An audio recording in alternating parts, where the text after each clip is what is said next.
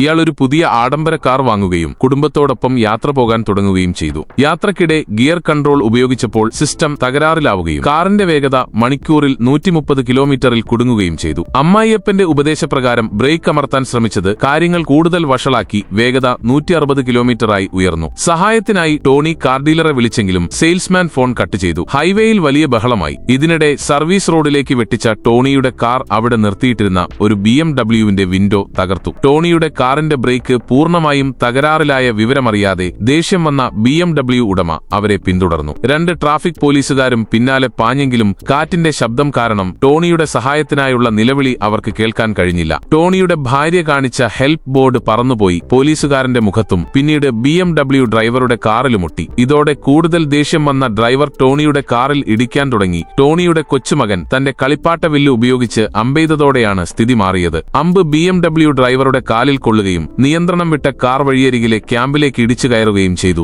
അവിടെയുണ്ടായിരുന്നവർ അയാളെ പിടികൂടി മർദ്ദിച്ചു. ഇതിനിടെ പോലീസ് ടോണിയുടെ കുടുംബത്തെ രക്ഷിക്കാൻ ശ്രമം തുടങ്ങി. ബ്രേക്ക് തീരെ കിട്ടാതെ വന്നതോടെ ഗർഭിണിയായ ടോണിയുടെ ഭാര്യയെ ഹെലികോപ്റ്റർ വഴി ആശുപത്രിയിലേക്ക് മാറ്റി. ട്രാഫിക് ബ്ലോക്കിൽ പെടുന്നതിന് മുൻപ് കാർ നിർത്താനായി റെസ്ക്യൂ ടീം ഹെലികോപ്റ്റർ ഉപയോഗിച്ച് കാർ ഉയർത്താൻ ശ്രമിച്ചു. എന്നാൽ ആ സമ്മർദ്ദത്തിൽ ആഡംബര കാർ രണ്ടായി പിളർന്നു. അപകടത്തിൽ നിന്ന് ടോണിയും അമ്മായിയപ്പനും രക്ഷപ്പെട്ടു. ആശുപത്രിയിൽ വെച്ച് ടോണിയുടെ ഭാര്യ കുഞ്ഞിന് ജന്മം നൽകി. അവിടെ വെച്ച് അവർ ദേഷ്യപ്പെട്ടു നിൽക്കുന്ന BMW ഡ്രൈവറെയും കണ്ടുമുട്ടി. കാർ നശിച്ചെങ്കിലും കുടുംബം സന്തോഷത്തോടെ ആശുപത്രിയിൽ നിന്ന് മടങ്ങി. സബ്സ്ക്രൈബ് ചെയ്താൽ നാളെ കാണാം.